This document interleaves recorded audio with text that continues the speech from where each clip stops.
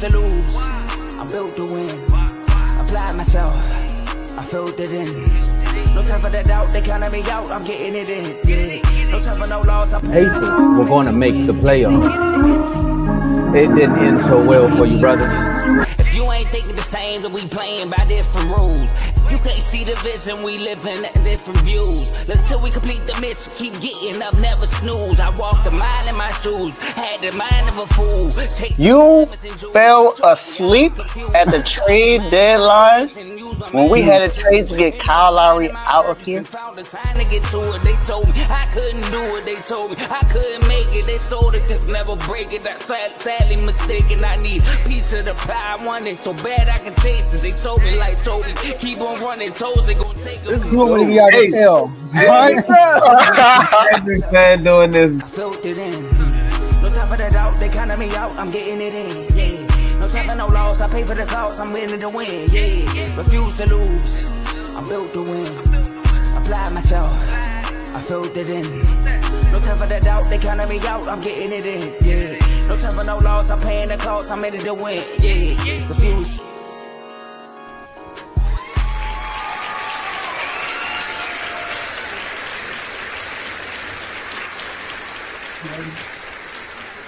Okay, they excited. Must be a lot of Eagles fans in the crowd. Okay, cool. Up. Welcome to Refuse to Lose. Don't play the rest. Welcome to Refuse to Lose Sports. My name is Joe Jordan. We have a great episode for y'all today. Hopefully, y'all enjoy y'all weekend, especially on Sunday, watching the blowout in the Super Bowl 59. Chiefs got blown out by the Eagles. It was an ugly scene, y'all. I mean, the score doesn't look as bad as the game was, but we're going to let y'all know exactly what we're going to talk about because we're not just going to give y'all a recap. We got some specific things we got to talk about today. First off, we're going to react to the Eagles being the first team in our R2L community winning the Super Bowls. We're going to give the Eagles fans some kind of love today, I guess, some kind of hate. I don't know what I'm going to expect from my brothers, but we're going to recognize these guys for being the first fan base in the R2L chats, R2L community for winning the Super Bowl. But look, where does Jalen Hurts rank now in today's football when it comes to QBs? He is a Super Bowl MVP. We got to talk about that. Is Saquon Barkley, if he retires today, is he a Hall of Famer? We got to address that. I'm definitely going to hear what my brother got to say about that. And lastly, what percentage of the blame does Patrick Mahomes deserve for losing this game? But like I said, I got two of my bros with me. I got David Dollison right in the middle. Y'all see him with a fresh haircut. I know he only had dreads. He had dreads almost his whole life. He cut it like a few days ago, but he got more waves than me and Tomo, right? Shout out, I can't have these waves. But anyways, it's David Dollison in the middle. Make sure I go check out his episode that just came out today, episode 51. And then we got Missy Get Done So on your right, on my left, right? We got Missy Get Done Son, Tomo, right? Co-host of In the Red Corner. They got some things chopping up right like as we speak. How y'all doing, fellas? I'm doing good. I got a few waves in the back. But I'm doing good, man. Just watching the Eagles fans have their moment right now in the R2L chat. This is why you all, if you're not an Eagles fan, you might not want to become you can become a member now because they're running. Their 48 hours is over. Become a member, man. We got more chats for y'all, but they might be back on Friday, but I'm doing good. NFC East-wise, I ain't so good, Joe. Other than that, I'm straight. I'm doing good because, most of my predictions for certain stuff has actually come true. Kev, I understand that you were trying your best to keep Kellen Moore in-house, but I told you he was going to become a head coach for the Saints. That happened. I said that Ben Simmons would sign with the Clippers. That happened. I also said that the Lakers might want to look to sign Alex Lynn. And look, he just got signed today by the Lakers. So, Dave's Doghouse might know a little something about basketball, might know a little something about sports. And if you didn't watch Dave's Doghouse earlier today, I talked about a guy who did something who's breaking the barrier in snowboarding. A lot of people probably don't watch snowboarding. I'm probably one of them, but when I see something that's important, I go do my research and I see exactly what this guy's doing. So you might want to pay attention to what's happening in the R2L network, because what we do on a daily basis is a fun job. We don't even consider it a job, like a hobby. We just get paid to do something that we love to do. But The way we do it is we turn up. So let's turn up. Turn me up, up, up, up. Jody, do your thing.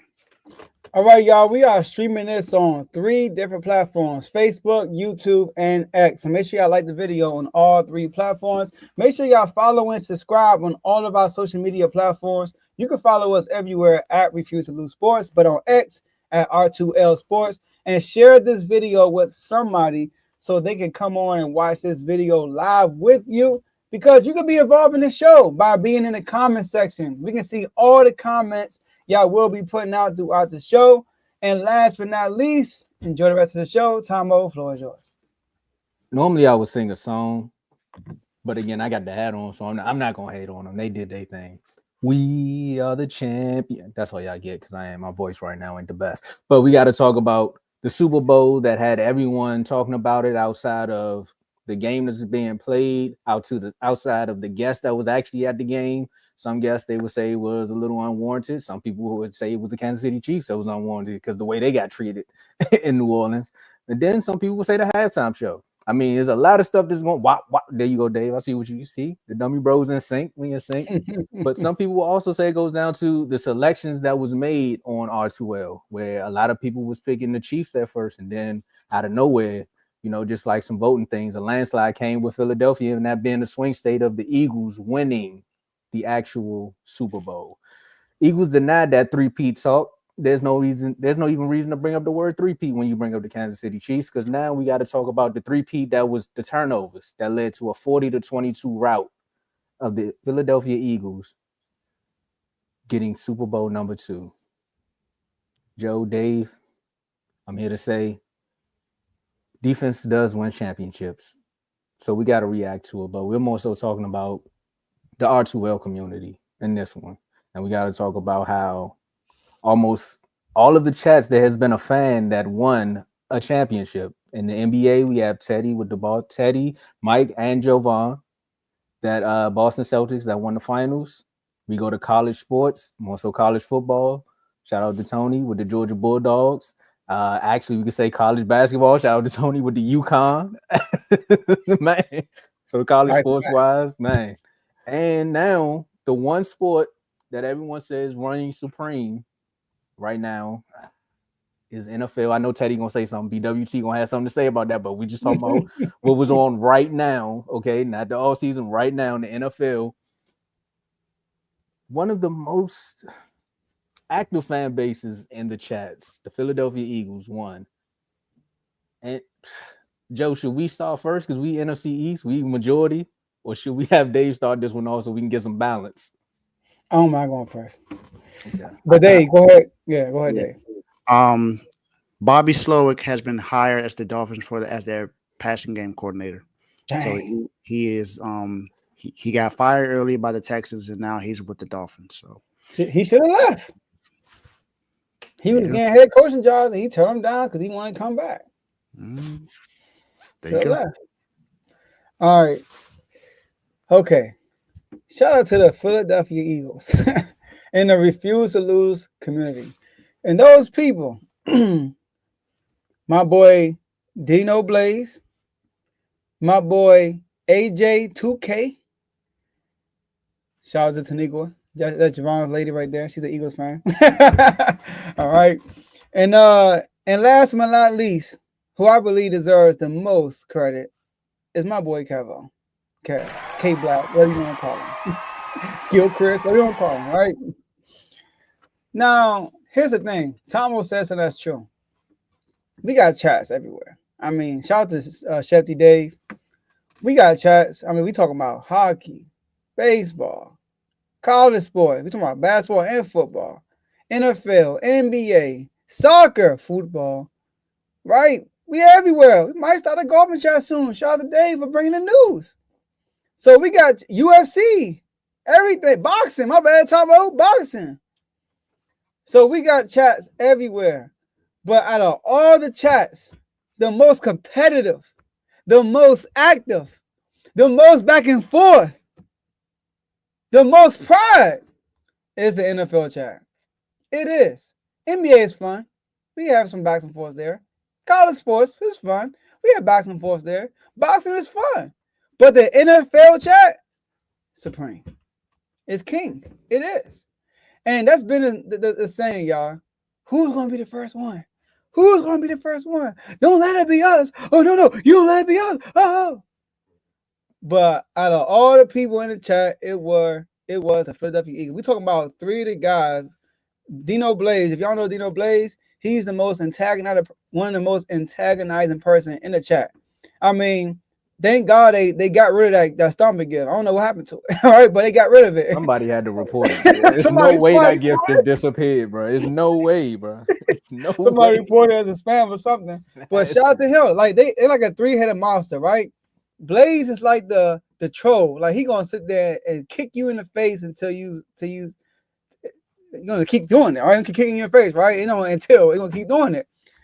You got AJ. He's the analyst. He's the guy that wanna go deep into the into his bag, into a soliloquy. Then you got Kevo. He kind of like I'm gonna sit back, watch, but I'm gonna comment on everything. I'm gonna be a troll today. Today I'm gonna go into my bag. Kev is like a healthy balance, but my special shout out is for Kev because Kevo was here from the jump. I was going back to the archives and the R2L and stuff, and he was back then when we was doing a weekday special. Kev was like on the third episode, although he kept losing service, but he was on the third episode. We was recording on Zoom, and I remember when we had Joe Castro, shout out to you, Joe Castro. He came on the show and we gave a Hurst question. And Joe Castro, he was kind of killing Hurst. But Kevin was like, yo, Hurst could be a combination of Lamar Jackson. And I think he said Tom Brady, if I'm not mistaken. All right. But he compared it to Lamar Jackson. And I think he said Tom Brady. But at that moment, we like, you tripping. He like, I'm not saying he going to be like those guys. But hold on, Joe. Did we not hear this all season with y'all quarterback? Yeah. Yeah. Y'all about this? Yeah. But I'm just saying, a lot of people have been saying that. You're right. Oh my goodness. But he called it before her show any true flashes, though. But I gotta give Kevo credit because the guy has a good head on his. That's basically saying he has a great head on his shoulders. So shout out to the Philadelphia Eagles, man. Y'all won the Super Bowl, y'all deserved it. And go and enjoy that parade. Shout out to the Philadelphia Eagles for winning their second Super Bowl title and their franchise history, but not just in their franchise history, winning their second one since 2018. So we've witnessed the Eagles be great at least twice in our lifetime and be able to accomplish this feat, being a Super Bowl champion. The last few seasons, there's been a battle of, what team is really going to get to that point to have an opportunity to win a title. And it's only been two teams in the chat, honestly, that has had the opportunity. And it's been the 49ers. Unfortunately, we've lost both times. And the Philadelphia Eagles, who lost the first time since the chat started and then won this past Sunday and won in dominating fashion at that. So this is why the Eagles were featured twice on my show. And this is why we're talking about it today, because what they did was something that a lot of people had kind of sort of questions. Oh, okay.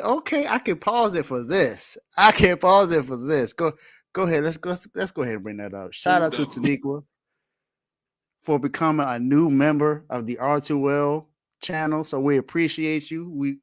Vaughn, you my guy, man. I know I've been giving you a lot of flack because of Mike Tomlin, but hey, we appreciate it. We appreciate it. We appreciate it. Thank you, Taniqua. We appreciate it. But the Eagles, man, they have Joe. I'm on mute the whole time. Hey, if y'all would have told me we had more members and they won the Super Bowl, I would have been one for y'all. Come on, Dave. See, hey, look, I'd have been, but like, hey, I'd have said something early in the offseason that the Eagles were gonna win it all.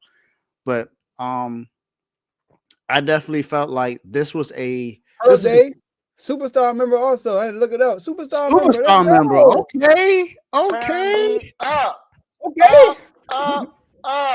Let's get it.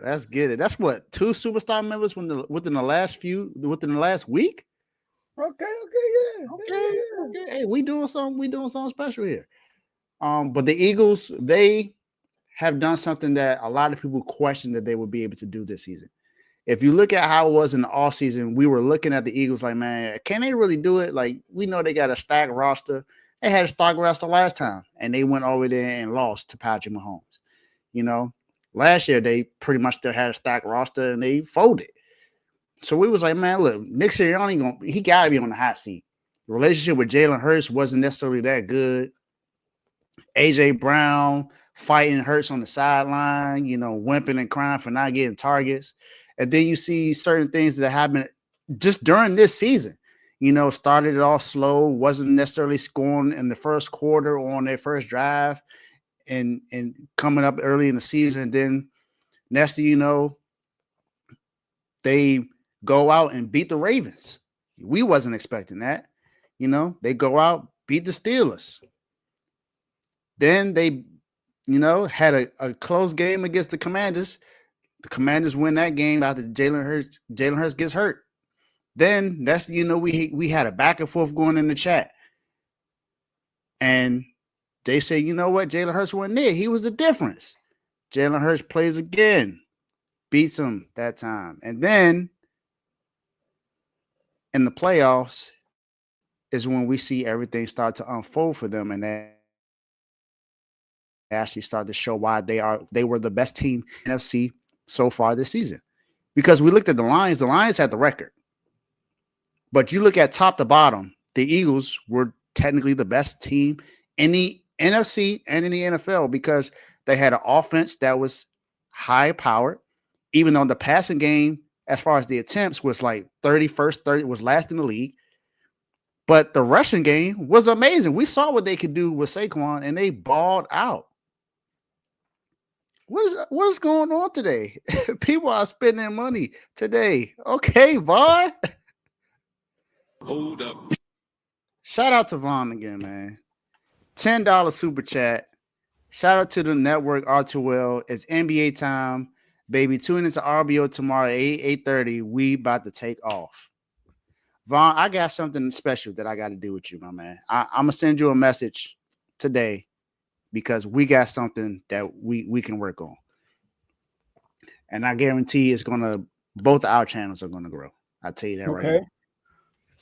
But, man, the Eagles they dominated in that game. And they only rushed 4. They did not blitz one time in that game. But I'm pretty sure people are going to come up with some questions about Patrick Mahomes as far as how he played in that game. And we'll talk about that when we get to Mahomes, of course. But the Eagles pretty much played cover 4 almost 70% of the time in that game. And Patrick Mahomes just couldn't beat it. Not only couldn't beat it, the receivers just couldn't get open. We got to give a shout out to their rookies, Cooper DeJean and Quinyon Mitchell, because they played really good defense in that game. Jalen Carter played good defense. Josh Sweat played good defense. Zach Bond got an interception in that game. Cooper DeJean got a pick 6 on his birthday in the Super Bowl. This was just a great season for the Philadelphia Eagles. As much as I despise to say this, they had a great year. They had a great year, and they deserve to win this championship. And there should be no question that Jalen Hurts is a top 5 quarterback.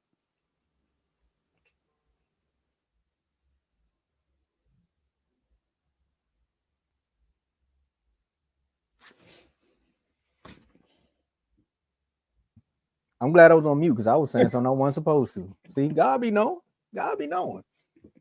As far as everything, Joe, you said, and your breakdown of the 3 Eagles fans that we have in the chat, man, that was a great breakdown. That was actually good. For anybody that's joining the chat, that is a great synopsis of what you're actually going to get on NFL game day.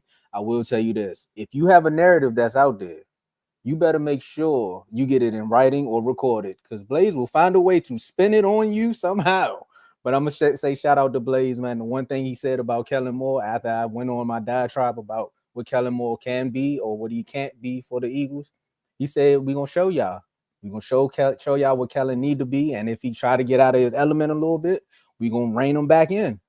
And Dave said it. I said it in one of my breakdowns before is the leopard changed his stripes.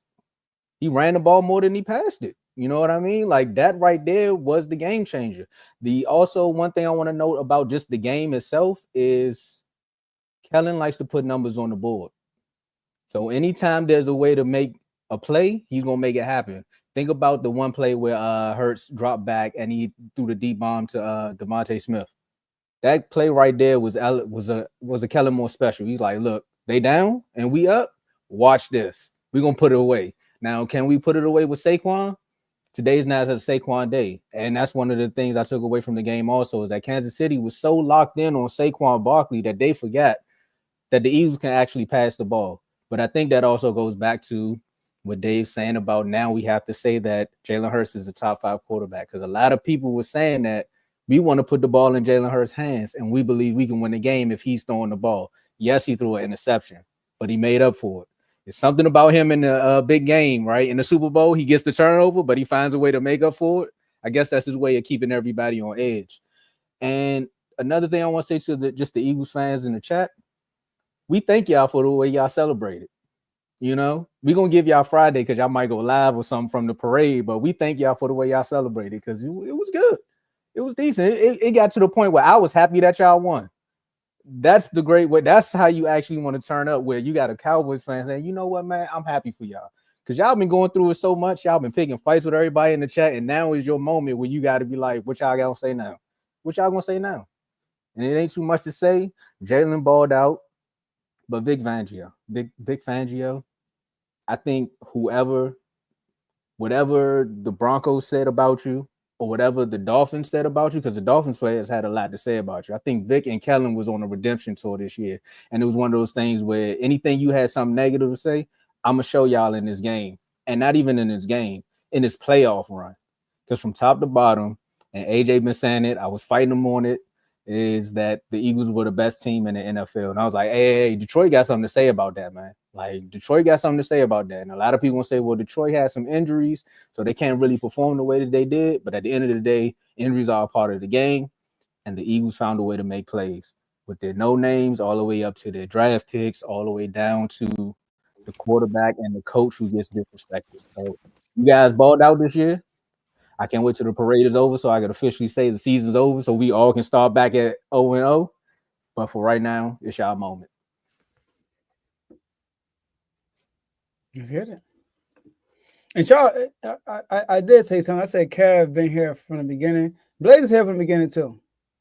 You know, when I said Kev was here from the beginning, I was talking about he was on talking about the Eagles. He came on. We had an NFC East panel. Shout out to Worm, me, Worm, and Kevo. That's the year to the hockey. You know, it was balling. But yeah. No, the only thing that stayed the same since that is the Dallas Cowboys quarterback. Everybody else had somebody new. Like, that is crazy.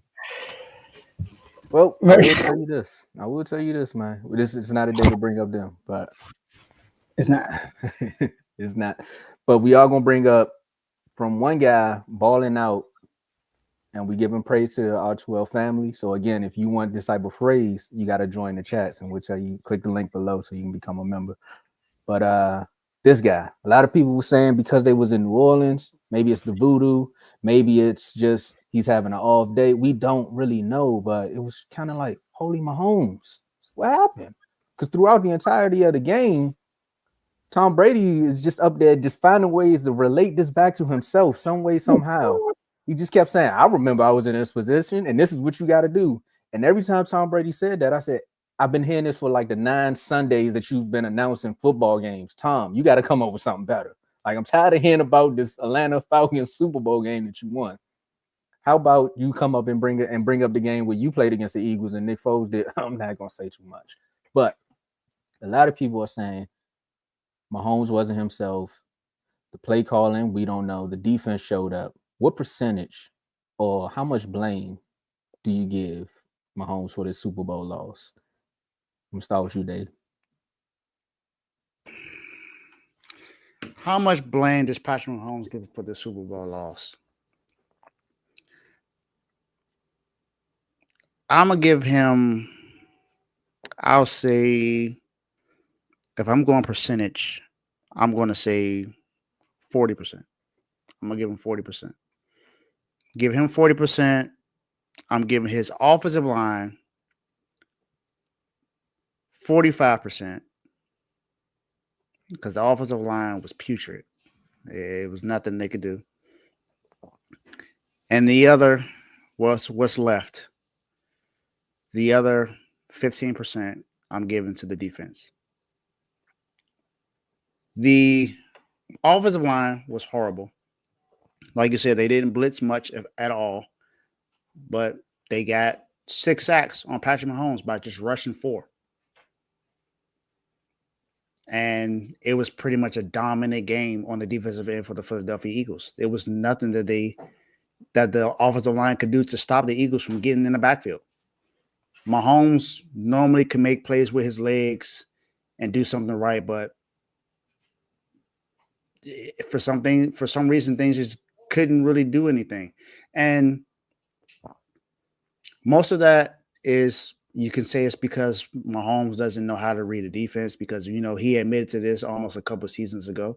Not sure if that's still true now, but I mean, in that game, it seemed like that might be still the case because, like you said, I said before, they played 70% cover 4 in that game, and Patrick Mahomes just couldn't do nothing with it. The receivers could not get open.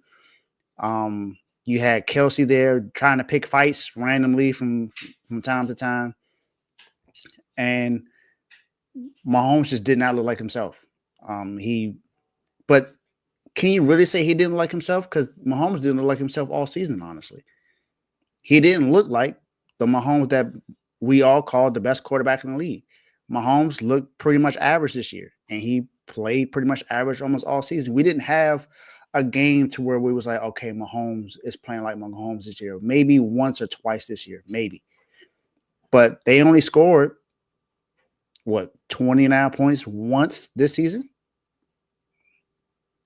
They haven't. It's not a high-scoring offense. They've had receivers in and out. Rasheed Rice was not there, of course.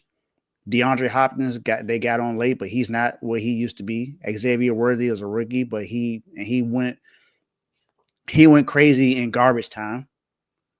So technically, if you want to look at it, the Chiefs pretty much got blown out by 30 points if you really look at how the game folded. Because Mahomes stayed in the game and got those 3 touchdowns because the game was already over. There was no catching up for the Chiefs in that game. Mahomes just could not really do anything of what he wanted to do. He tried his best to make things happen. It just wasn't working out for him. You could also say that maybe Andy Reid didn't help with the protection packages they had out there. They didn't create any rollout plays for him to be able to make some things happen. But honestly, the receivers weren't getting open, honestly.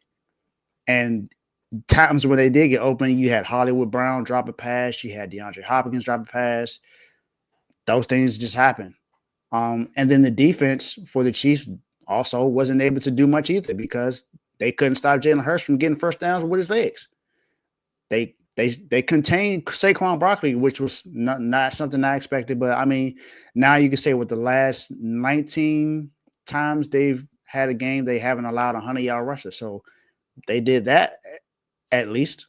But it was big plays that kept happening. You had the back shoulder to A.J. Brown that happened that gave them a first down. You had the 55-yard air pass that Jalen Hurts threw to Devontae Smith for the touchdown. You had Jahan Dotson get open on a couple of plays to where you were just like, man, what's going on with this defense? But remember, their best cornerback left and went to the Titans. So they didn't have L'Jarius Sneed there anymore. He's gone. He went to the Titans. That's my percentage on the blame. I'm not going to – I wouldn't give him like 50 or 60% of the blame because I believe that offensive line gets a lion's share of that because – and honestly, this is what most people have felt about the Chiefs offensive line before. CJ Gardner-Johnson has said after the first time they played them in the Super Bowl that if you put them on natural grass, that the offensive line would get dominated. Well, they played on natural grass, and what happened? They got dominated. If you look at last year in the Super Bowl against my team, the San Francisco 49ers, I saw maybe about 4 or 5 holding plays that didn't get called. Guess what? Those calls were made on this Sunday. So I guess when you can say when things don't necessarily go your way, things go differently. So that's what happens. Things did not go the Chiefs' way. There's no one that can make an excuse that the refs did favors for the Chiefs because I feel like that was a fairly called game. There were maybe 4 calls that kind of went crazy for the Eagles, but there was like maybe 2 or 3 that went crazy for the Chiefs as well. So it was somewhat even. So all I know is Eagles won. Patrick Mahomes is still best quarterback in the league until further notice because he still has 3 Super Bowl championships and 3 Super Bowl MVPs, along with an MVP championship in the regular MVP trophy in the regular season. So I don't think that changes that, but he definitely gets a good amount of the blame, but I wouldn't say 50 or 60 or 70 or anything like that. Sorry, Dave. I'm giving him 70%. Because if Mahomes would have found a way to come back, they would have given him 70% of the credit for why he came back. So that's why I'm giving him 70%. I agree with you on the O-line. They were not there. The fact that the Eagles were playing, were rushing 4 and still getting home, you got to think about it. That's 4 versus 5, and they were still finding ways to get back there. That's something in itself that we could talk about. Like I was talking to someone earlier, and I was telling them, I was like, there's this thing, right? When we give folks credit, we kind of find a way to diminish the other person. And a lot of people kept talking about, well, Mahomes didn't look like himself. Mahomes didn't do this. And I was like, wait. And then this is coming from a Cowboy fan. I was like, we got to give the Eagles defense some credit here.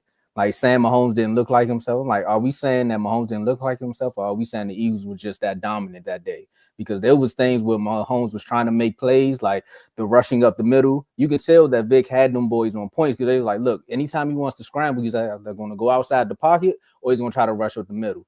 Jaden Carter, Williams, Davis, they was making sure that every time he rushed up the middle, he was seeing a green jersey. So that was one of the things that was taken away there. And also Josh Sweat was just having the best game of his life. And this is one of those moments where you could be like, man. So that right there is something where you got to go to the sideline and say, look, I'm supposed to be the GOAT. Let me sit down with my offensive coordinator and my head coach. And Teddy, you kind of beat me to it with the comments is I was going to give 10% to the coaching staff as well. Because I kind of alluded to it in the last segment where Spags, you can literally see that the defensive scheme was to stop Saquon.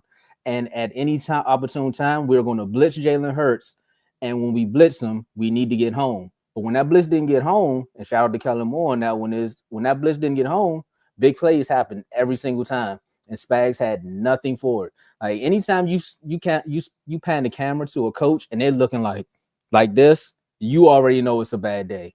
Anytime you pan the camera to a sideline and you see a big play with a ball dropped and you see Chris Jones or any player on the sideline react the way he reacted, he dropped to his knees like it's going to be a long day. Like he just knew it was going to be a long day in that moment. They had players crying on the sideline. I don't know what Philly team this was this year, but they had players crying on the sideline. So, Joe, we good. Because I don't know what they was doing to the AFC. They was beating them boys up. They was beating their pride out of them. I don't know. And then I said 10%, 70% Mahomes, 10% coaching staff, 10% O-line, and 10%, like I said, Tom Brady. Because, again, the game would have been interesting if Tom Brady wasn't announcing it. I don't care what y'all talking about in them comments. Tom Brady needs to relax. Like, the main character syndrome that was going on throughout that game is insane. And then also, if you haven't seen the meme, they said any game where Tom Brady was present for the Chiefs, they lost. So either he on the field or he in the booth, but they find a way to lose. So that's another thing. But again, my 70% goes back to, yes, Teddy, Tom Brady. My 70% goes back to Mahomes again. You are the quarterback. If you would have won this game, they would have gave you 90% of the reason for coming back. So I got to give them the most of the blame. First of all, 40%. It's crazy, Dave. Tomo, 70%. I'm giving Mahomes 90% of this blame. 90. Yes. Okay. I've seen this before. 90%. And it's the same dude if he would have won. People had him considered being better than Brady. Facts. Ain't he the same dude? Ain't he the same guy when he won last year? People already put him as a GOAT. Shout out to Carl. Wasn't he? And Dave, I know you said that he wasn't playing like Mahomes like all year. It's like last year. But when the playoffs came, he turned it up. What he do this year? The playoffs came, he started playing a little better. He didn't turn the ball over all year, all that stuff. All playoffs, he didn't turn the ball over. He made the plays that needed to be made to win the game. And what happened in this game? Yes, Philly defense deserves a lot of credit. They are a great defense. Probably the best defense we've seen since the Legion of Boom. Sorry, Ravens, but I got to be real. Probably the best defense we've seen since the Legion of Boom. But Mahomes helped them.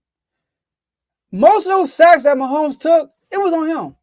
It was him trying to run up the middle and try to create a scene, and they caught him. Also, on the first drive, he threw the ball behind Kelsey. That would have been a first down. On the second drive, on third down, when he tried to do his Mahomes-like throw, he was running and he got tackled. Bad throw. All right. Throw me off. All right. And then also, I got to say this too about Mahomes. The first interception, the score was 10-0. Dave, I saw your Dave Doghouse. I disagree with you about putting Spags in the Doghouse. I feel like Spags called a good game. The problem was the offense kept putting the defense in bad situations. Don't forget, it was almost the end of the second quarter, and the score was 10-0. Think about that, y'all. It was 10-0. And what Mahomes do? Throw a pick six. Birthday present. He threw a pick six. Then you get the ball back. You go 3-0. Now, DeAndre Hopkins, you got to catch that ball. I'll give you. You got to catch that ball with DeAndre Hopkins. That's not on Mahomes. The offense get the ball back in deep territory. They drive the ball all the way down to the goal line. Spags defense held them out the end zone. They kick a field goal. And what Mahomes do? I know I was watching my TV. I was like, yo, it's 20-0. Mahomes still got a chance. If he can get a touchdown in this drive and then get the ball at half, what Mahomes do? Throw it right to Zach Bond on the first play. And then allowed another touchdown before halftime. So Mahomes got to get a lot of blame for this because he didn't play well. This O-line wasn't good all year. We knew that. But all I know is the reason why they were favored is because Mahomes. The reason why I picked the Chiefs, it wasn't because they had a better team. I even said on multiple shows, on Unfazed, on the R2R show, that this is the best team Mahomes has faced in his career. Mahomes lost before, right? He lost to Brady twice. He lost to the Bengals. But this is the best team he's played. But I felt like Mahomes overcomes stuff. He doesn't put you in situations where you're going to lose. He'll put you in situations where you're going to win. But in this situation, he put them in the situation to lose. That was the difference. Yes, it's a good defense. I'm sorry to do this, but I saw J.D. Fowler better against his defense. Right? I did. I saw that. But so my whole thing is Mahomes looked rattled a little bit. It kind of reminded me of the Bengals game in the playoffs. The first half, Mahomes cooking. The second half, couldn't recognize them. They lost. 2 games where I didn't recognize loss. People kept saying, this game reminds me of the Tampa Bay Buccaneers game. No, it don't. Because that game, Mahomes played well. The stats don't show it. His team didn't show up. That's what it was. But this game reminds me of the Broncos against the daggone Seahawks. Defense, domination, turnover after turnover. So I'm giving Mahomes 90%. That's funny. So when you said 90%, I guess pop up. Ooh, you should have stuck it at like 75, maybe 80. He said 90 and boom. He showed up. As soon as you say, I'm giving him 90%. Well, if you all don't know, and Joe, I mean, you gotta adjust the layout for us backstage. But we got a special guest that showed up. I'll do it. It's CTC's own Carl. We had a feeling that he was gonna show up for this moment. And we're gonna say welcome to the show. That's crazy. But first of all, I agree with y'all. Let's just start there. Okay. Second of all, a lot of y'all saying the Chiefs ain't adjust. Did y'all watch the same game I watched? I saw Travis Kelce standing in the block in the second half. I seen them try to block 6 and 7 in the second half. It did not matter. The Eagles front 4 was getting pressure no matter what the Chiefs did. Now, what I didn't like about the Chiefs was this. They came out and straight started passing the ball. The first time they ran the ball once. And what that allowed was the Eagles defenders to pin their ears back and go after Mahomes without the threat of the run. They did not give the threat of the run at all to start this game. They tried to do it a little bit in the second half, but by then, it's too late. You down too far. You're down 24. And to help Joe point about Spags, because I 100% agree, they didn't give up nothing after the pick six. That defense forced another punt. The Eagles punted and punted them deep into Eagles territory, and then Mahomes threw the pick to Zach Bond. So Spags called a good game, if we being completely honest. I have nothing bad about Spags in that game at all. Second half, the dam just broke. It's only so many times your defense can go, your offense can go 3 and out, 3 and out, 3 and out. And you got to keep, all right, the defense going right back out there. Defense going back out there. It's only so many times your defense can do that before it breaks. So I think Spags called a good game. Spags even forced an interception on Jalen Hurts. Jalen Hurts, he threw a pick. He hasn't done that all playoffs. He did it against the Spags coach defense. So I put a lot of it on Mahomes too. Now, one thing I disagree with, Joe, is you saying that a lot of the sacks was on Mahomes. That may be true, but that's only because his O-line ain't been blocking all game. So even when he do got a clean pocket, he got that clock now because they've been getting smoked.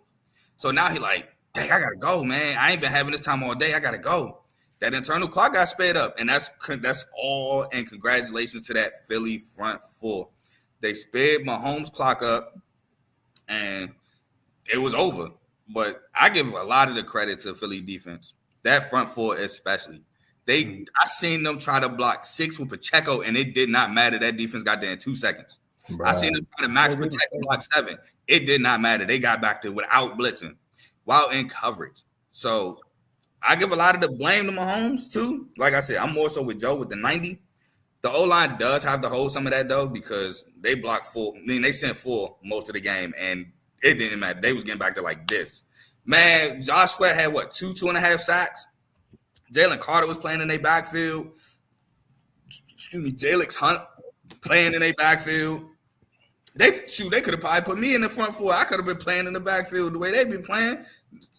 That D-line was on one. So shout out to them. That's why I said in the chat, Jalen Hurts is playing good, but the defense might screw him out of an MVP because that's how good the defense was playing. I thought it was going to be another, like you said, Broncos Seahawks. I said in the chat, it happened to Russell Wilson. That defense played so good. Malcolm Smith got the Super Bowl MVP. He caught a pick 6 as a linebacker. And he got a fumble. He got a fumble recovery too.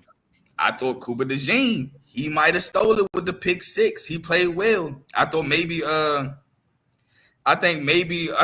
like Josh Sweat said, he thought he should have got it. I know I'm joking, bro. I know.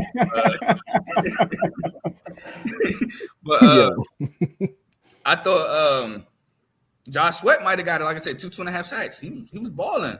I'm not mad Jalen Hurts got it. Let's be clear. But I thought the defense was playing so well, they might have got one of them players might have got the defensive MVP. Just like honestly in the Patriots Rams game, the Super Bowl, the second one with Jared Goff and Brady, when Edelman won MVP, everybody was saying either Dante Hightower or Stephon Gilmore should have won that defensive MVP because that's how good the defense was playing. So, but yeah, I agree. I know y'all probably thought I was about to come in 90%. No, y'all tripping. No, I actually agree. I came up here. I definitely did. But real quick, Carl. I do want to first the Commanders comment.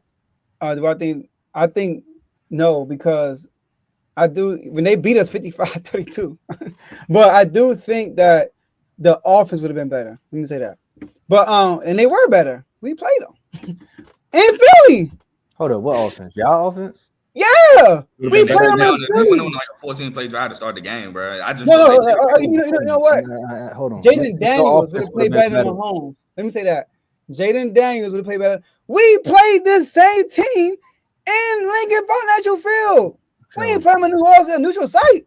Joe, you saying your offense would have played better against that Chiefs? Jaden Daniels would have played better than Mahomes. Jaden Daniels.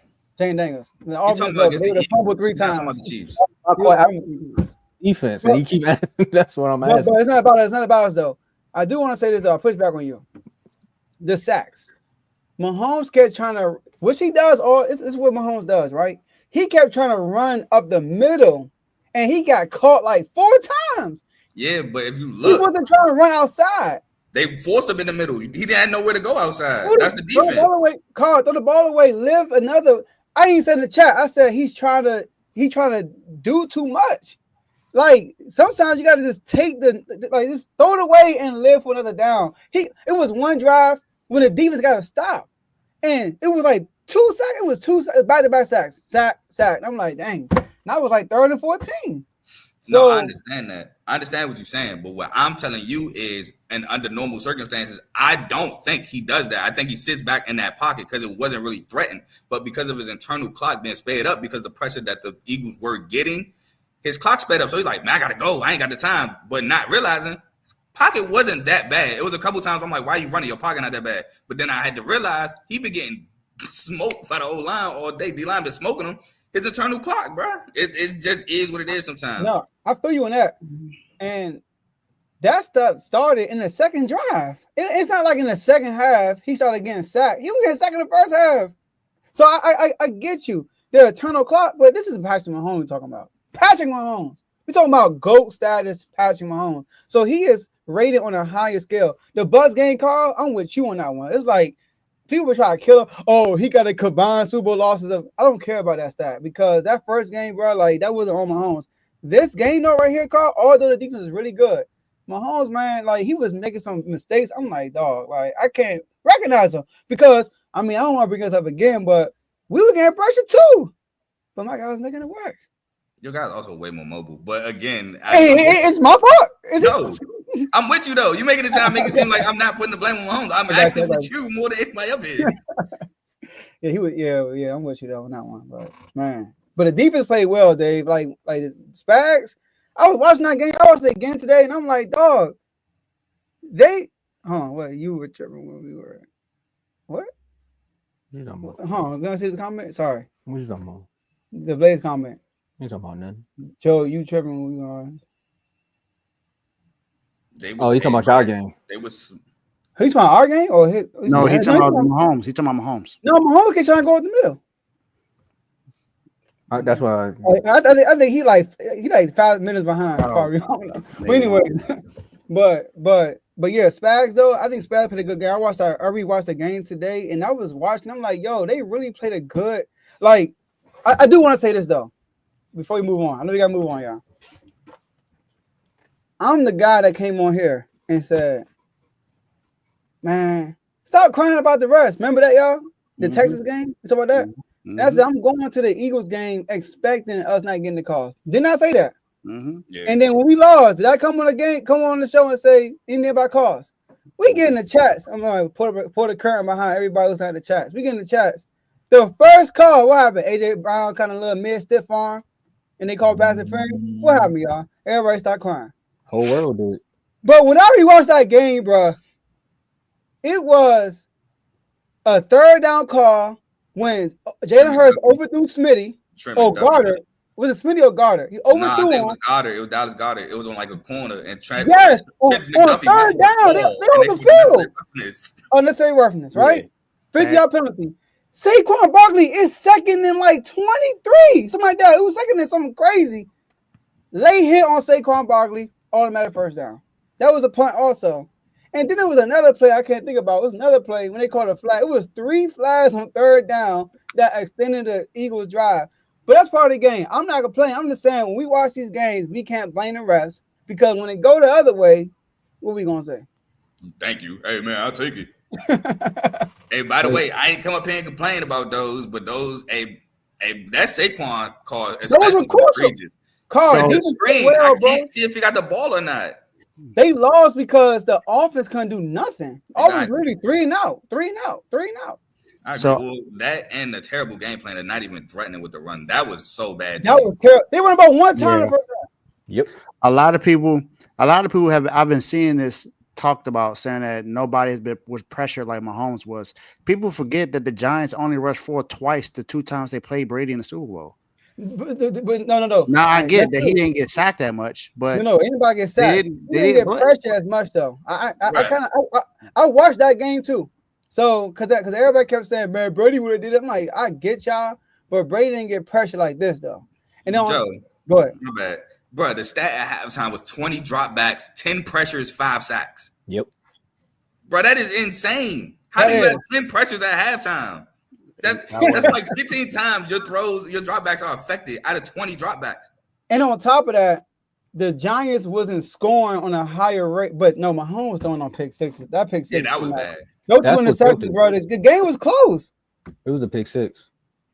Pick six and an interception to set him up for a touchdown. Nobody was in his face. It was like 3rd down and like 16. Nobody was in his face. I'm like, oh, he about to convert. Threw a pick six to my dog. I was like, that's why I put in the chat. It'd be your own guys. It was his birthday, man. He owed him. That's the clean version of what I put. Shout out. Go ahead, Tomo. Oh, shout out to Ray with the $4.99 super chat. Shout out to my boys. Keep going. Hey, man, thanks for subscribing.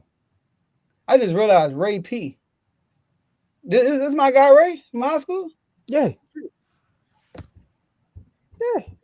We one big alum, man. You know, Refuse to Lose is one big Central family, man. I don't know if they picked up the memo yet, but hey, look, hey, funny story real quick, y'all. Funny. We all family somehow, some way. Hey, funny story. When I played basketball for Central, yo, like Ray don't used to blow me a little bit. it was cool, but I was like, come on, y'all, chill. Like the first time was cool, but like they kept doing it. Bro, like every time I got subbed out, they'd be on the sideline. Joe, we want Joe. I'm like, bro, chill, y'all, chill. But those my guys, though. Shout out to my boy Ray. Nah, for real. Hey, that's how we got connected. So that's what I'm saying. Why would I not give respect to the Giants when they beat who we consider the GOAT twice? They 2-0 against the Giants. Why you go do like that? They said nothing this whole time. Exactly. I say none OC. I'm just mad every team in the NFC East got their chance to beat the GOAT in the Super Bowl. All of them. That's crazy. Eagles, Giants. Wait, y'all. I mean, I don't know. You beat Terry Bradshaw. Try something nice, but I couldn't think of nothing. I had to just think about that one. But Carl, let me ask you one question before you get out of here, and I appreciate you for popping up. Is the debate dead now? Is Mahomes? That's what I was going to talk about, bro. That's why I really wanted to come up here. Y'all know me. Joe said I did it after the Super Bowl last year. No, I did it way before that. I did it before that. As much as I would love to continue it, I do think I gotta chill. And I hope I don't get this started up next year because I know who I wanted to win next year. My dog gotta get one next year. Shout out Lamar. I don't know why y'all looking confused. Like I'm not gonna it's for the viewers. For the viewers. Not you. Go ahead.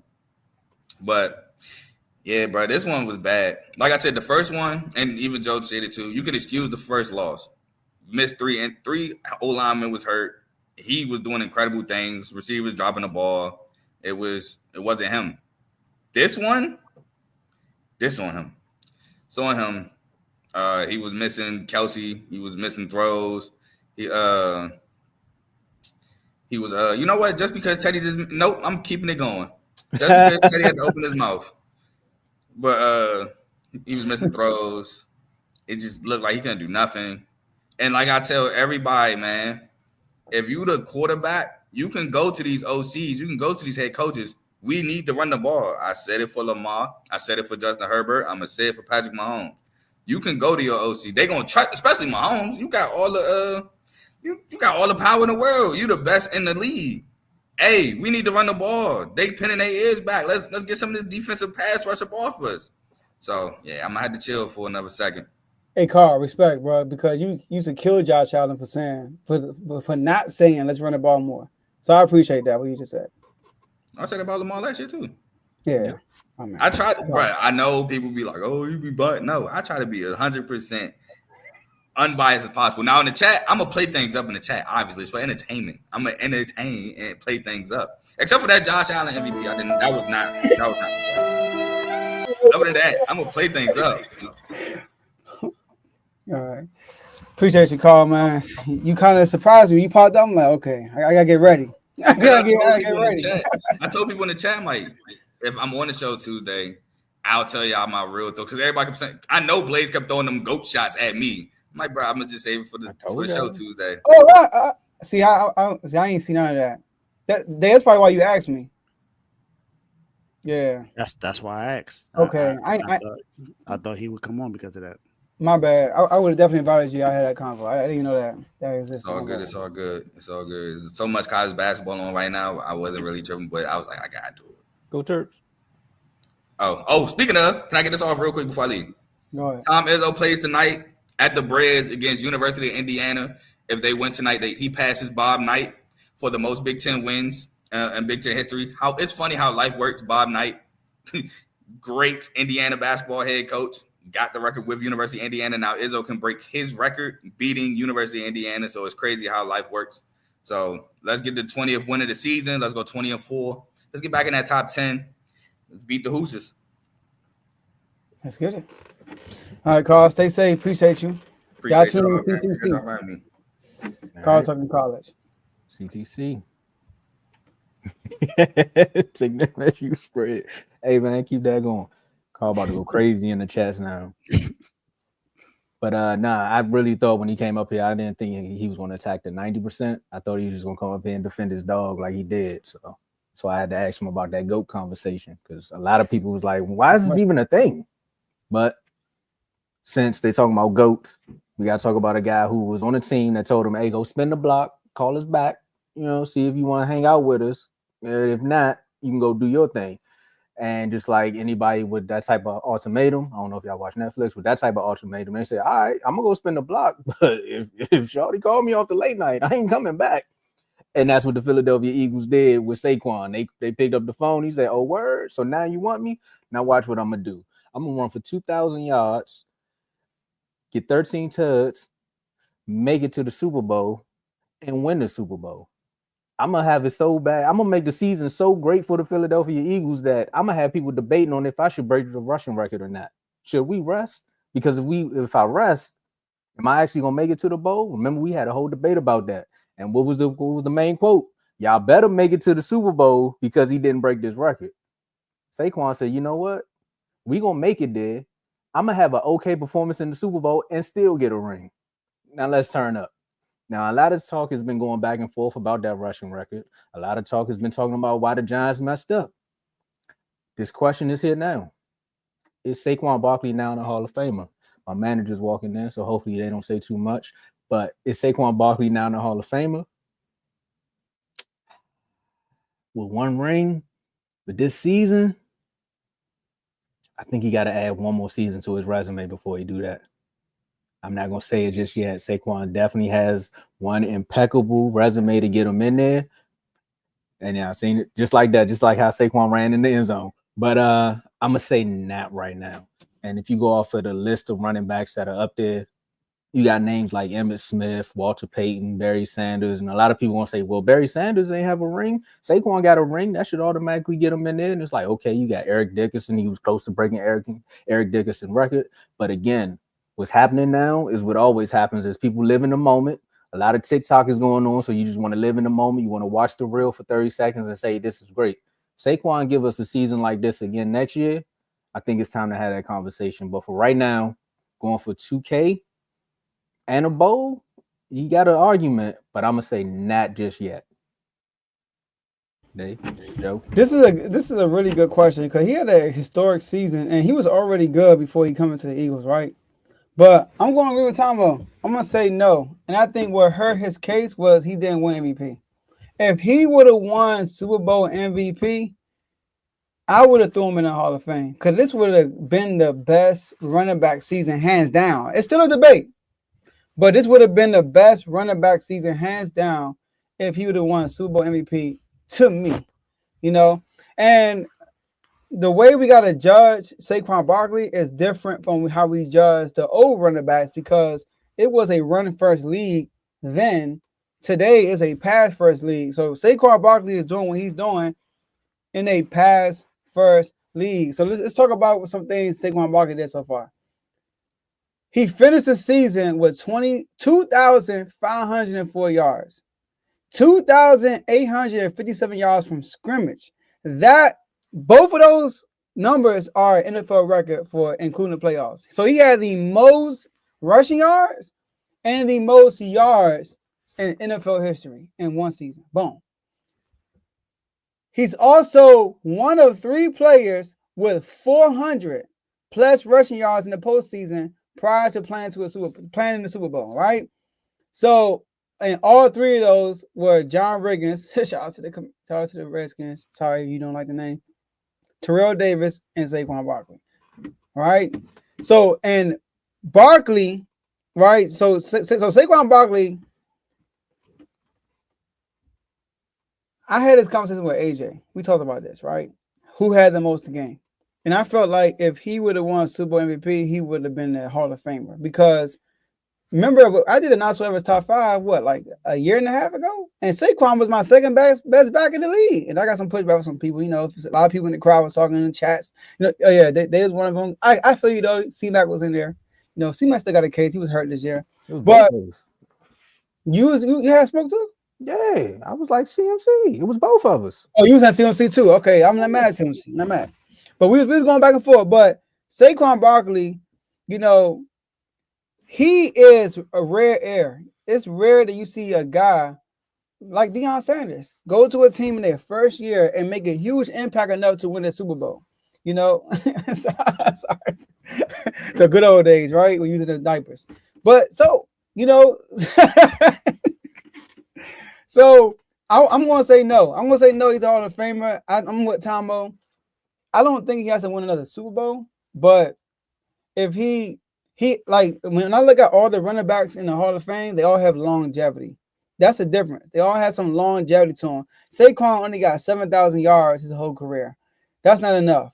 Terrell Davis, he didn't have a great, crazy career, but the thing about Terrell Davis, the reason why he's in the Hall of Fame, 2 Super Bowls, 2 times and 2 Super Bowl runs, he went crazy. Like 1 Super Bowl, he had 2,000 yards. I think he did 2,000 yards once, right? Yeah, he had 2,000 yards once, and then the second year I think he had a crazy stat in the playoffs, but he had 2 good seasons, and he was a driving force for their back-to-back Super Bowl. So that's why Terrell Davis got in without having the longevity. But outside of Terrell Davis, you see longevity in there. You see guys with 10,000 plus rushing yards. So Saquon, I could see another 1 or 2 years of work with the Eagles.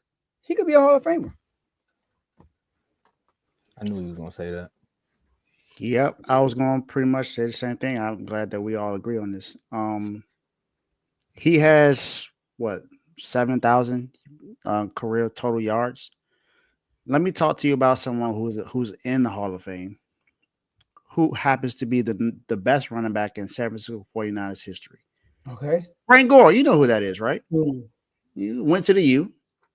You know how many rushing yards Frank Gore has in his entire NFL career? More than 2 times what Saquon Barkley has. He has 16,000 rushing yards. That's a Hall of Fame career. Now, Saquon had a fantastic season this year. Don't get me wrong. He had the opportunity to break Eric Dickerson's record this year.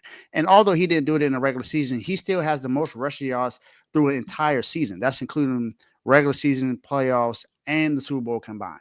So he has the most rushing yards we've ever witnessed in one entire season. So he would possibly be a Hall of Famer if he did this multiple times. He's only had 2 other seasons where he had double-digit touchdowns. That was in 2018, and then he had another one just a couple of seasons ago with the Giants. But other than that, how many 1,000-yard rushing yards seasons he had? He only has 2 other ones other than the one that he had this year where he had over 2,000 yards. He hasn't had a career to where you see that he has solidified himself. I'm not saying that he's not a great running back, not saying he's not a good running back, but he hasn't solidified himself to say that he belongs in the Hall of Fame conversation. Now, this year kind of sort of cemented that he should be at least be talked about as someone who could become a Hall of Famer, but he hasn't done anything outside of this season to say he's had one of the best running back seasons ever. And that's what he had this year. He had a season where he ran over 1,100 yards and when he ran over 1,300 yards. That's good. But we have seen seasons where someone has had 1,500, 1,600, 1,700, 1,800 yards. This is the first time he's done it in his career. If you look at Derrick Henry for the Ravens, he almost had the same amount of yards that he had with the Ravens. He had, 1,900 rushing yards this season? So he had an opportunity to kind of sort of break the record just like Saquon Barkley did. But Saquon Barkley is a great running back.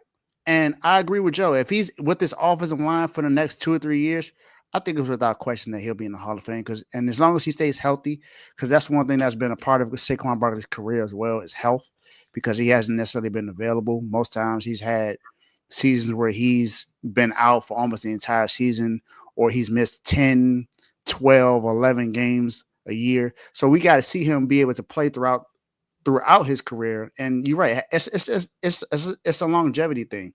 For running backs, we don't necessarily look at them having a Super Bowl championship. We don't look at that as you have to have a ring to be in the Hall of Fame as far as a position player or even like a wide receiver.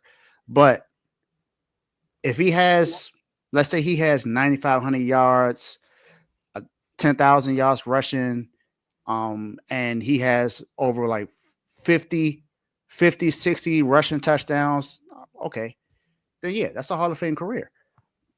I just like with this season, did we say that he belonged in the Hall of Fame without this season? Without this season, that wasn't even in the conversation.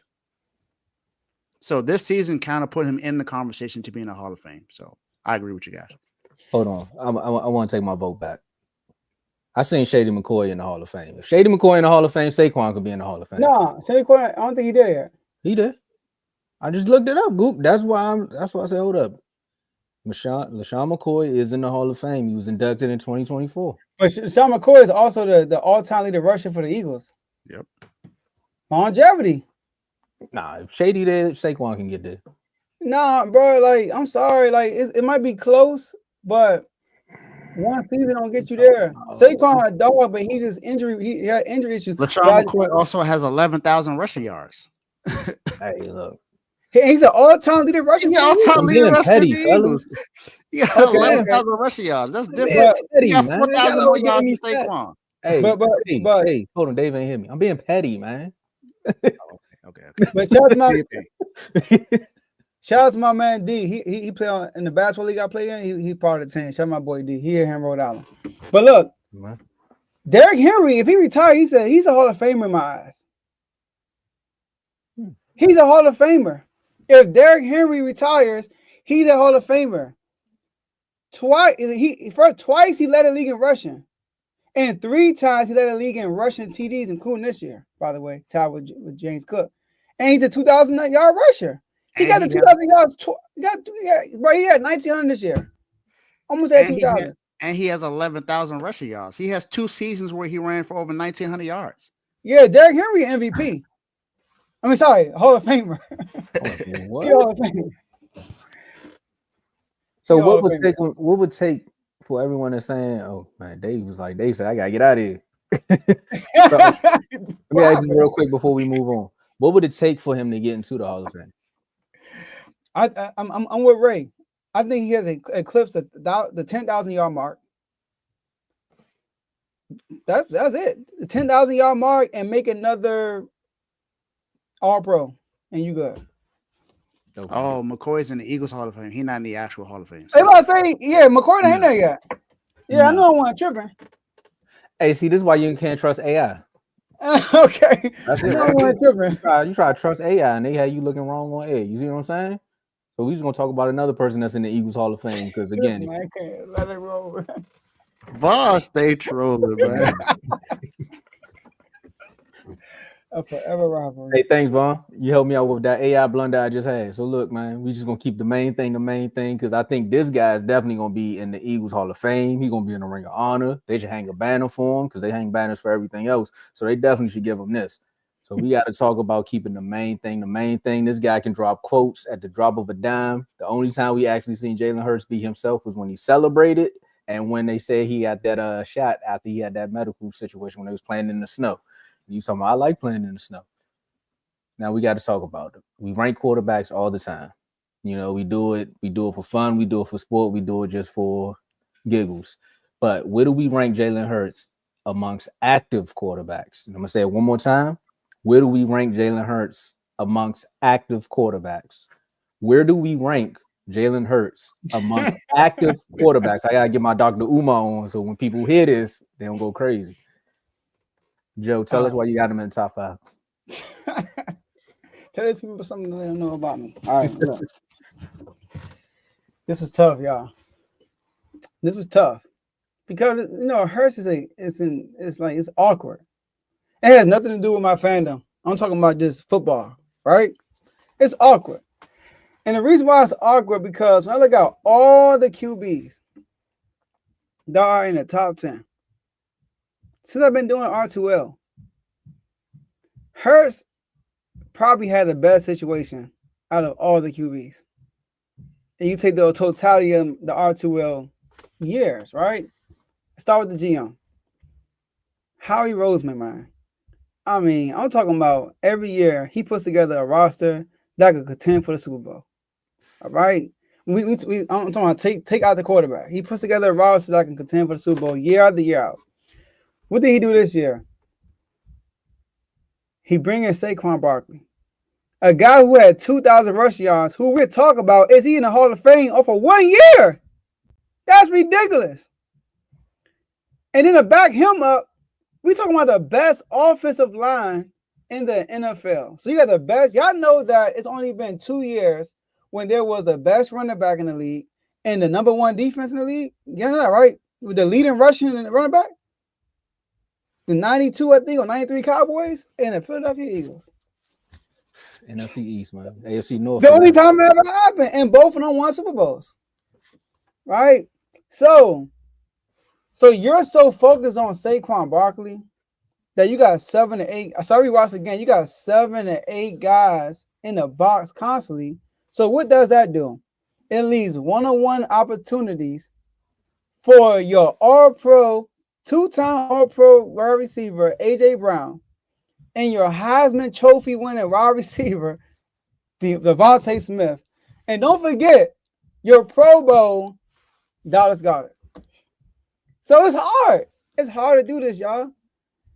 And on top of all that, there's not really a bunch of pressure for the offense to put the pedal to the metal because you're working with the number one defense that we've seen probably since the Legion of Boom. So it's hard to judge this situation. All right. There seems to be a general consensus on the top 4, right? Seems to be, right? You got Patrick Mahomes, Lamar Jackson, Josh Allen, and Joe Burrow. But that 5th spot is vacant. It's cold. Nobody's really there. It's an in and out seat. It's a rotator of players. Matthew Stafford. Some people thought it was Justin Herbert. I heard Tua Tagovailoa, right? I heard JD5. I heard a lot of guys in rotation. But that 5th spot is not set in stone. So who's in that 5th spot? So this is where I'm going to give Jalen Hurts some respect, y'all. Although he does have a lot of help. That's cool. But at the end of the day, he got the job done. Some of the things I like what he did yesterday, or Sunday, I should say, because it's a Tuesday show. On 3rd down, I think it was 3rd down, they did an all-out blitz. He threw it to who? Jahan Dawson. Not A.J. Brown, not Devontae Smith, not Dallas Goedert. Jahan Dawson, he didn't overthrow him. It should have been a touchdown, but he threw it. He made the right read and threw it to Jahan Dawson. There was another play on 3rd down when it was another blitz, and he threw it to Devontae Smith, 1st down. Another 3rd down, another blitz. He threw it to A.J. Brown, 1st down. Multiple times on one drive, he on his leg with his legs on 3rd down ran for a 1st down. So Jalen Hurts made plays that won them the game because you can have the team, you can have the supporting cast, but we've seen that players have that and they did not make the plays that were necessary to get the job done. So here's my top 5. Patrick Mahomes, number 1. Number 2, Josh Allen. Do me a favor, please. Get out of here. I knew it. Get out of here. I mean, he won MVP. He did. I'm sorry. And he beat Lamar Jackson. Gotta do this again. Number 3, Lamar Jackson. Number 4, Jalen Hurts. Jalen Hurts, number 4. I gotta respect it. So although I think Burrow's a better quarterback, I do. But I gotta respect resume. Burrow missed the playoffs. Jalen Hurts didn't. I mean, I get it. Burrow didn't have a defense. Burrow didn't have Saquon Barkley. I understand, but it happened. Joe Burrow got to the Super Bowl. Did I respect it, y'all? Did I respect it? No. I didn't come on here and say, oh, Joe Burrow top 3 because he went. No, I didn't say that. He didn't win. Don't forget, Aaron Donald sacked him to end the game. Everybody forget about that part. Right? And Jamal Chase is wide open that play, by the way. So, Joe Burrow, he don't have no pros. Joe Burrow got no MVPs. Joe Burrow is living off 2 AFC championship appearances and a Super Bowl appearance and beating Mahomes. Outside of that, Joe Burrow ain't got no accolades. I'm sorry. Javon, I'm with you. This is not, we're ranking. You know what I mean? We're ranking guys. Ranking. It's not about talent. It's not about talent. We're looking at rankings. Rankings is about what you have done.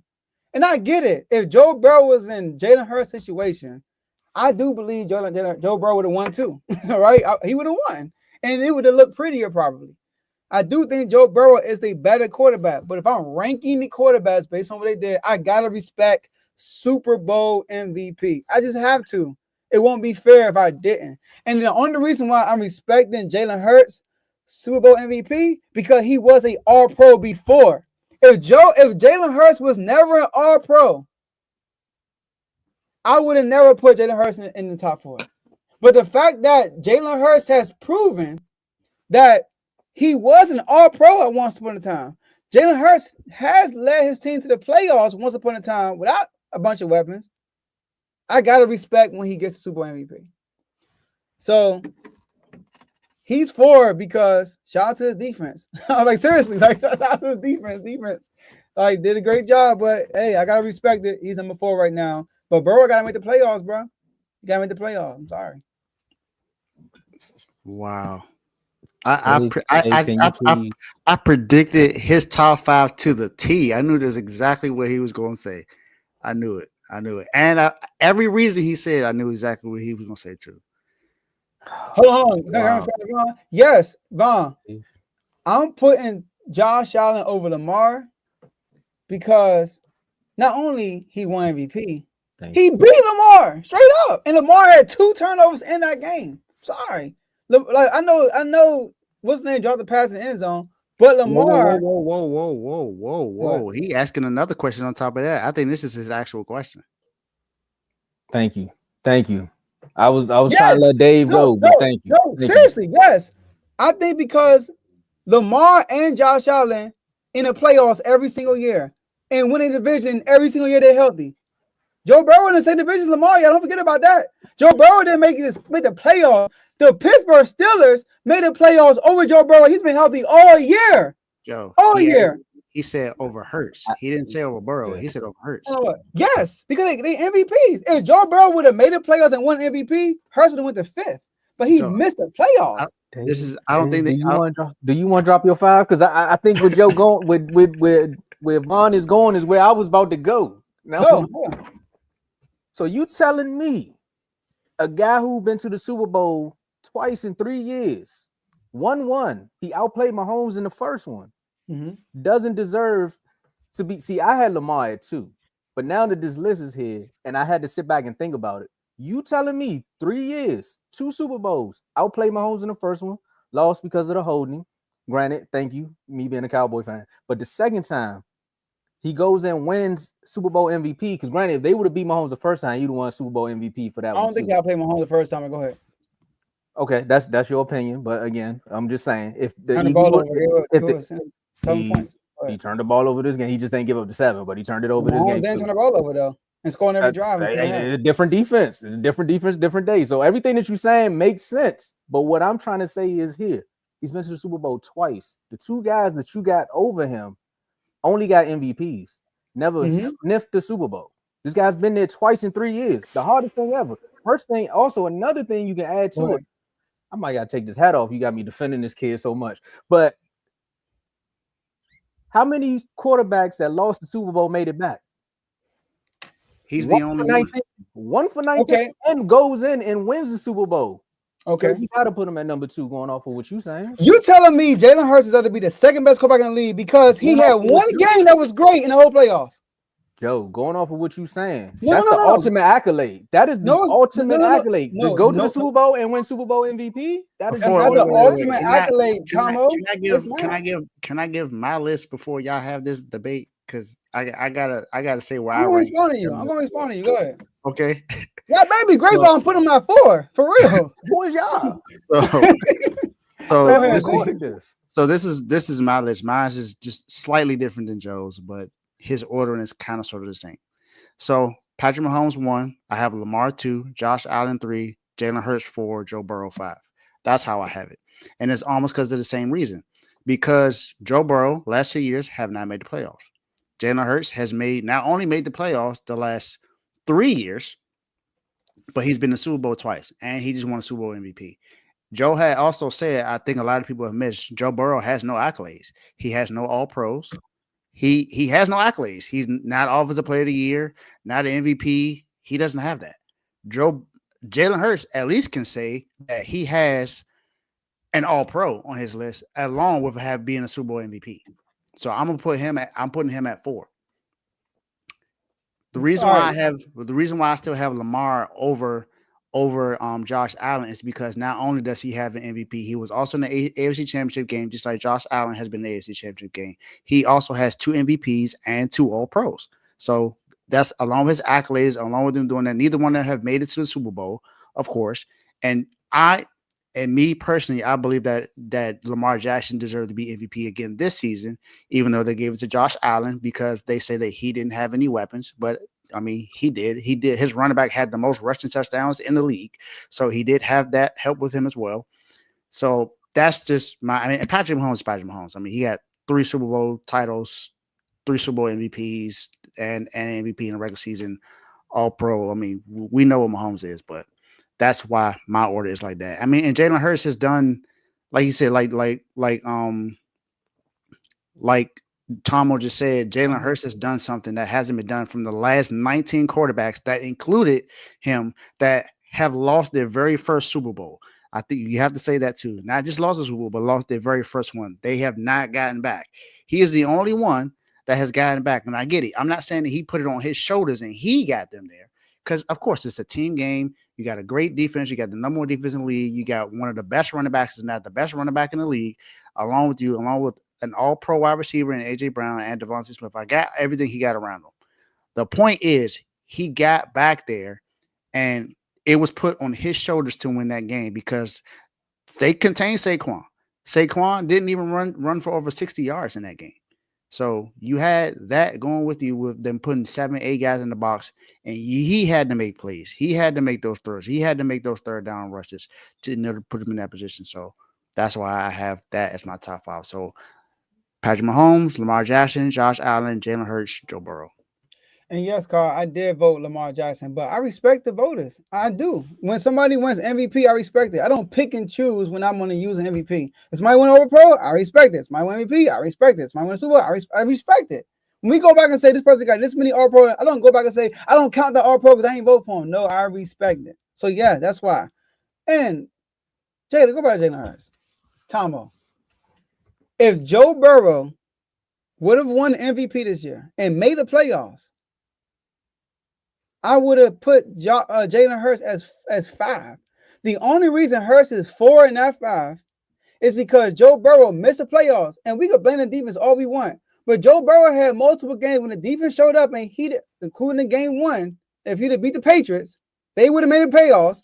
That he didn't show up, and there were times when he threw picks or fumble in crunch time. So like that's why I can't give Joe Burrow a pass. Have we ever gave a quarterback a pass for missing the playoffs outside of injury? No matter how bad the defense was. So that's why I can't put him right there because last year he was hurt. So I'm not blaming for last year, but he missed the playoffs outright. And Jamar Chase won the daggone Triple Crown. He had a Triple Crown on the daggone team, and he still missed the playoffs. So that's why I got to put Hurts at 4 because I do respect winning. But I got Lamar and Allen over him because Lamar and Allen are the focal point of they are the legit focal point, and they won. Literally, Lamar Jackson won MVP last year, and he was in the AFC Championship last year.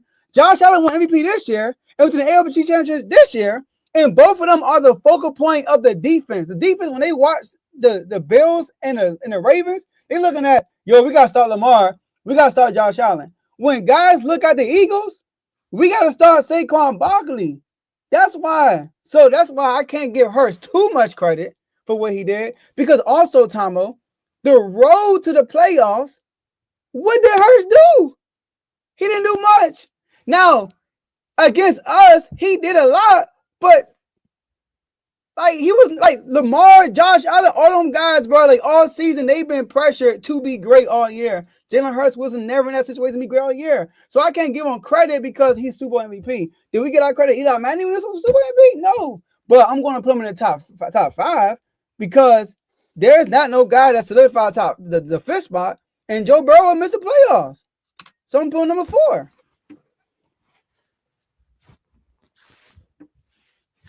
We gotta do this again, man. I can't wait to hear Unfazed. I can't wait to hear Unfazed. But Joe, the Commander got one of the worst, but Jared Goff really torched us for real. But he kept turning the ball over because it's Jared Goff. One thing Hurts does well is he don't turn the ball over. But I keep forgetting the Commanders. Saquon Barkley took it to the house on the first play. On the first play, we had 7 in the box, and after that first play, guess what happened? 8 went to the box, and Marshall Lattimore, all them guys 1-on-1 on AJ Brown, Devontae Smith. Like, let me ask you this, Joe. And you know where my gripe is more so stemming from on your list. Josh Allen, I know. Okay, there we go. So long as you know where we coming from with the debate, I'm here. So he did beat Lamar. Lamar turned the ball over twice in that game. But Lamar also beat him in the regular season, which the MVP is a regular. Hold on, wait. The MVP is a regular season award, but a lot of people forget about that head-to-head matchup. I understand where you're coming from with your list, though. I get where you're coming from with your list, but I'm just saying a lot of people like to overshadow that. Now, Lamar has 2 MVPs. One was unanimous, right? Because the second one last year, somebody randomly voted for Josh Allen, so it should have been 2 unanimous MVPs. So me and Dave list, we agree as far as 1 and 2. Like I'm giving Lamar that one. Now, if I was an Eagles fan, I have a fight to put my boy at number 2. If I was an Eagles fan, I have a fight. I have a fight. If I was an Eagles fan. Because again, at the end of the day, when people always talk about winning, right? They keep talking about winning. Hurts wins. Like regardless of how it happens or how it looks or how you want to dictate it. Joe, his record is his record. His winning percentage is his winning percentage. No matter how the game is turned out, he's a winner. He just wins. I'm not trying to kill Hurts. I'm talking about on his resume. I get where you coming from as far as watching the tape, what happens in the game, and how the win happens. The win is the win, but the guy behind it is not the reason they lost. You get what I'm saying? You don't always have to be the reason they won, but he's not the reason they would lose a game. Hey, Tomo, real quick, I got this in my notes right here. There is a saying, right? There's a saying that Hurts does what it takes to win. It should be switched to, he doesn't lose the game. That should be switched to. He don't lose a game. He don't put you in harm's way to lose a game. Because once again, man, I don't want to kill Hurts, but the defense was phenomenal against us. They were phenomenal. No pressure on the offense to do much. Against the Chiefs, they held them to 0 points. Y'all know every Super Bowl, when the defense shut out a team in the first half, they are 14-0. Nobody ever won when they got shut out in the first half. Like Mahomes couldn't, they literally got shut out. I told you the score was 10-0, and he threw a pick 6. And then they forced another punt, and he threw an interception in their own territory. Now it's another touchdown. So my whole thing is the cards he's dealt with a better spade hand than the other quarterbacks. He just is. But I'm going to give him credit for winning the game. This debate first. I'm really surprised that people are upset that I got Hurts at 4. I can't believe y'all really think I should put him at 2. Are you serious? I said there's a debate he can go at 2, but the fact that you got Josh Allen at 2 is why he needs to be at 2. I'm sorry. You can't just gonna bump Josh Allen up because of one game. What do you mean bump? He was number 3 before the season. No, some people had him at 2. Who, Josh Allen? Yes, they still had him at 2. That's down. I had Lamar at 2. But Lamar lost to Josh Allen. He had 2 terrible turnovers, bro, that cost him the game against Josh Allen. He had a chance to win and stay there, in my opinion, and he lost MVP, and I gotta respect it. I'm sorry. So one game he gets knocked down? And the MVP. Look, Josh Allen's an MVP this year, bro. He's an MVP. Only because of time. I don't have Josh Allen at number 2. If Joe had his list, Okay, how about this? How about this? Lamar 2, Josh Allen 3rd, Hurts 4. You happy with that? Hurts still 3. I'm putting Hurts over Allen. Why? I'm not doing Why? that. Why? Again, I just said it. He's been to 2 Super Bowls. He's been why Lamar not over? Why you not over Lamar then? Because the unanimous MVPs. He got a unanimous MVP. But that was in 2019. Okay. He should have won it last year. He should have won it this year, actually. So now we're dealing with shoulda, woulda, coulda. Now you want to go shoulda, coulda, woulda? All right, let's do it like this then. I'll stand 10 toes down. Mahomes, Hurts, Lamar, Burrow. Nah, Allen won an MVP. Allen, Burrow. Bro, your hatred for Allen's wild, bro. You got to chill, man. Bro. Allen has not been to a Super Bowl. How are you going to put him over a guy who's been to 2 Super Bowls, outplayed the GOAT in both of the Super Bowls? Your opinion on how you feel about the first one, but he outplayed him as far as stat wise in both Super Bowls. How are you not going to say he's above Josh Allen because of one MVP? He had 1 turnover that turned to 7 points. Yes, gotcha. But he made plays after that. Lamar had turnovers against the Bills, right? He made plays after that. But Lamar won MVP, bro. Like, look, how you get there matters. How you get there actually matters for real. Like, Saquon was the best player on their team. So how can we say Josh Allen outplayed Lamar when it literally came down to a 2-point conversion that was dropped by his tight end?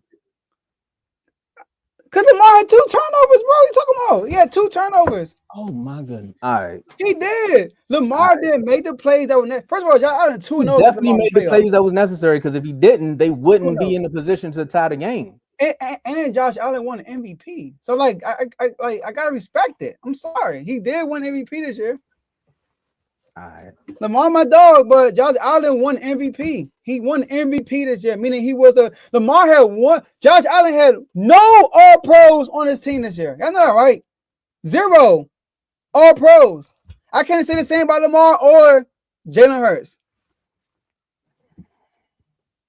Joe, we gonna be. And the only All Pro you have y'all go live on Phase. I'm gonna let AJ fight this fight, man. But I'm just. It's 8:34. Okay, I keep moving. Yeah, I don't agree with that one, bro.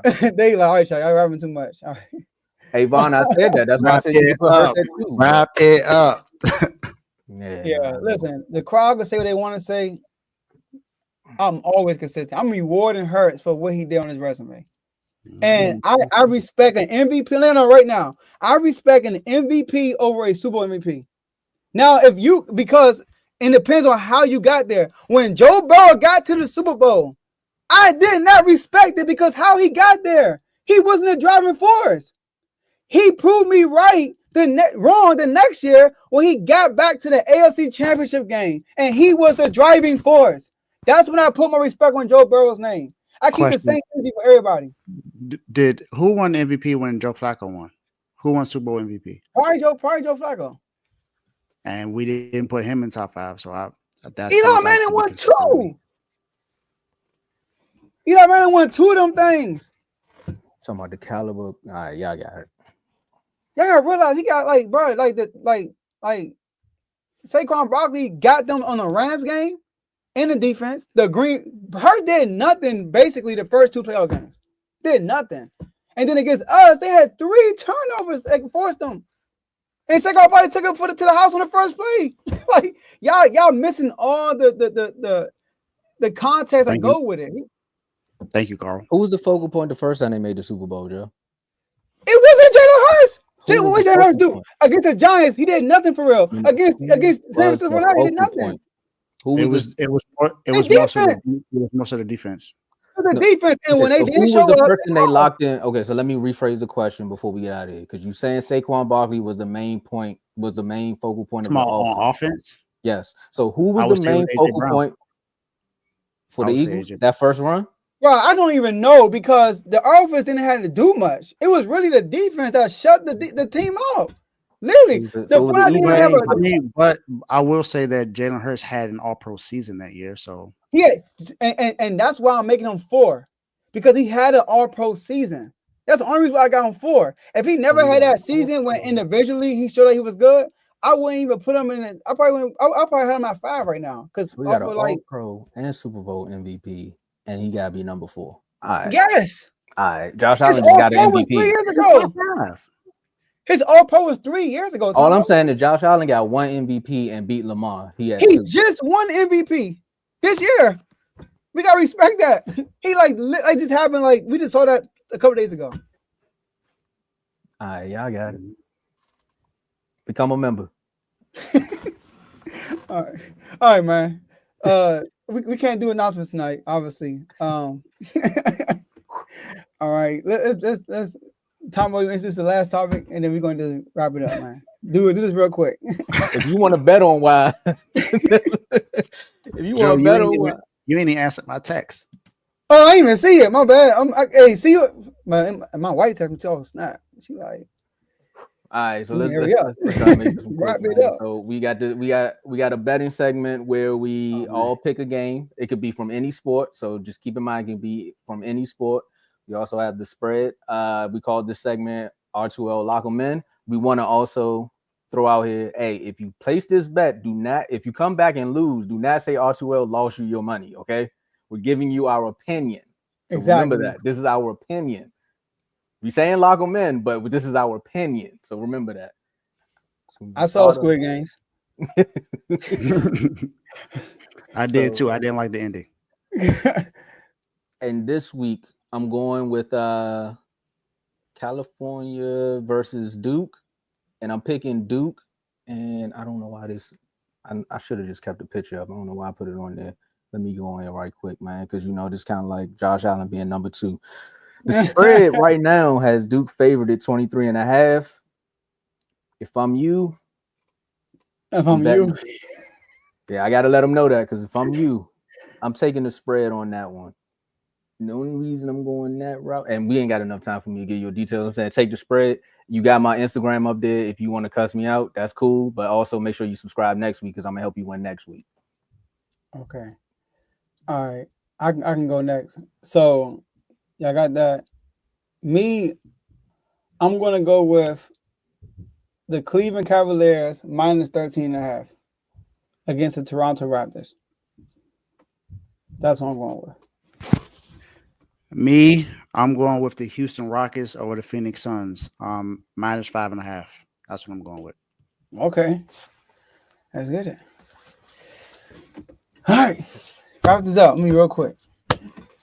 Shout out to the R2L Network. Shout out to the R2L family. Make sure I become a member because I know it's going to get heated. People got stuff to say to me, whatever. Tune into Unfazed right after this at 9 o'clock Eastern time. And shout out to my homies right here. Shout out to Lambo Anlo on the intro. Shout out to my brother Ahan with the R2L logo. Shout out to my co-hosts and my partners in crime, Dave and Tomo. That's it. Shout out to my guys. Sorry. Shout out to DeRozan for the game winning on the Mavericks. Cast in the NFL chat because we got that L in the NBA chat. Shout out to my guys. Shout out to the crazy audience that we had today as far as the comments because the comments was going crazy today. I know we had some Eagles fans that were in there. Shout out to Taniqua, the newest superstar member of the R2L family. So yes. Appreciate you. And then shout out to the 2 super chats that we got from Vaughn and Ray. We appreciate y'all for contributing to our show. We have more great content coming, and make sure you tune into Unfazed at 9 p.m. with Joe and AJ in 20 minutes. Shout out to Dave's Doghouse as well for season finale that happened today at 4 p.m. I'm gonna keep it quick. AJ, I'm gonna screen clip my last segment so you can use it on Unfazed, brother. This is the last time you'll ever see me defend Jalen Hurts like this. Only when Josh Allen is brought up. It's like, no, I'm joking.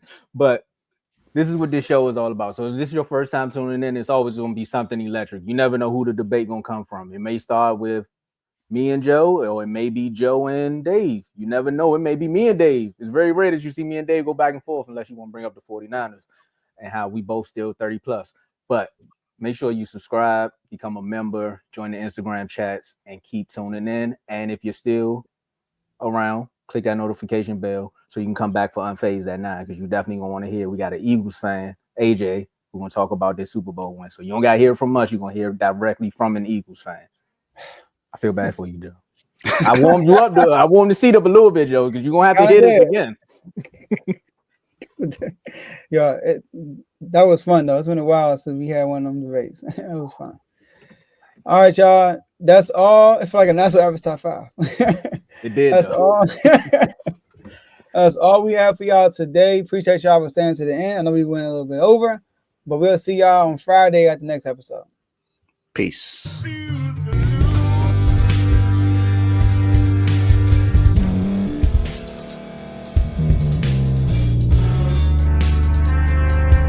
Thank you for staying to the end. If you're watching this on YouTube, please like this video, subscribe, and also hit that notification button so you can be notified next time we put out a video. If you're listening on any podcast platform, subscribe and hit that notification button, y'all, so you can be notified we put out another podcast audio.